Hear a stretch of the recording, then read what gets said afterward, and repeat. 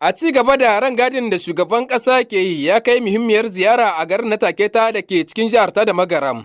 A wani bangare na zagayen da yake yi a faɗin ƙasar domin kusantar kai da jin ra'ayin muradan al'umma. Taketa wanda ke da nisan kilomita 52 daga babban birnin jihar ta da Magaram na ɗaya daga cikin muhimman hanyoyin shiga jihar Maradi daga Zandar.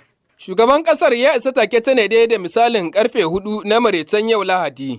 Inda ya samu lale marhabin daga shugaban gundumar ta Taketa Prefe Abdullahi Isyaku da kuma magajin garin Nagara Gumsa na Allah Abubakar da kuma mai martaba sarkin Nagara Gumsa Mayana Ahmad Rufa'i ga mamba a majalisar mashawarta ta gwamnati Hamisu Mato Nera da kuma sauran wakilan al'umma daga bangarori daban-daban. Tarban shugaban kasar cikin kwanciyar hankali da ɗumbin farin ciki inda dubban jama'a daga kowane bangare suka fito domin maraba da shugaban kasar.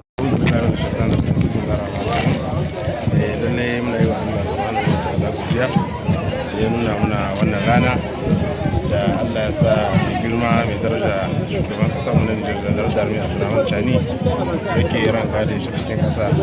Jiya mun tarbe shi a Magaram, yau kuma ga mu gaban Taketa muna tarbe shi zai so wuce Maradi.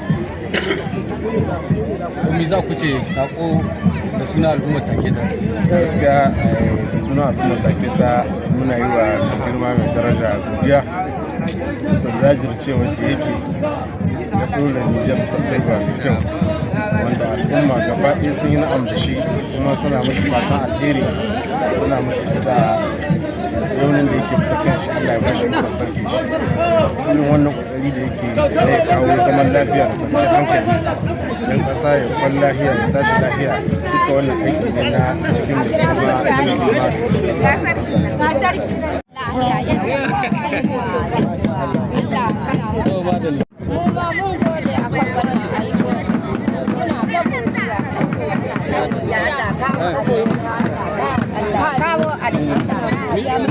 Me yasa kuke so ku gane shi ido da ido?